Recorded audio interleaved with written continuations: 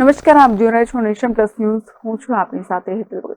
આમોદ શહેર ભાજપ હોદ્દેદારોને પાણી માટે વલખા મારવા સંદર્ભે રજૂઆત કરતા તાત્કાલિક ધોરણે હકીકતે મેળવી ધીમી ગતિએ પાણી આવવાની સમસ્યાનું નિરાકરણ કરવામાં આવ્યું છે.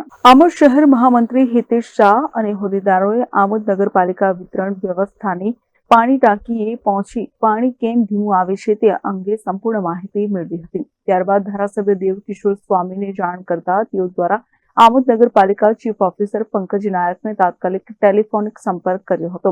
જ્યાં તેઓએ એક વીકમાં જ પાણીની સમસ્યાનું નિરાકરણ આવી જશે તેમ બાહેધરી આપવામાં આવી હતી. અત્રે ઉલ્લેખનીય છે કે આમોદ શહેર ભાજપ મહામંત્રી હિતેશ શાહને વોર્ડ નંબર 2 વિસ્તારના ગુંડાફળિયા, વાટ વિસ્તાર, કાછિયાવાડ સહિત નાના મોટા વિસ્તારોમાં મહિલાઓ દ્વારા પીવાની પાણી ધીમી ગતિએ આવવાની રજૂઆત કરવામાં આવી હતી.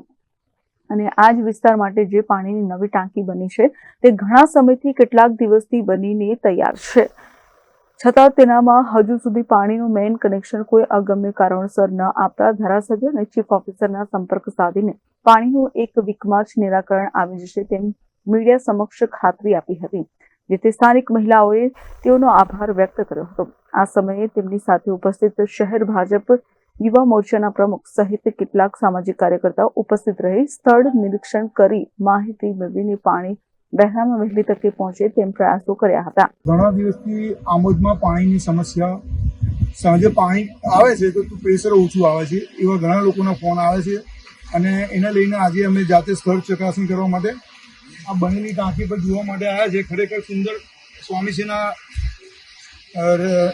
એમાંથી પાસ થઈને આજે બહુ સુંદર ટાંકી બનેલી છે, પરંતુ એ ટાંકીનો લાભ આમ જનતાને મળતો નથી.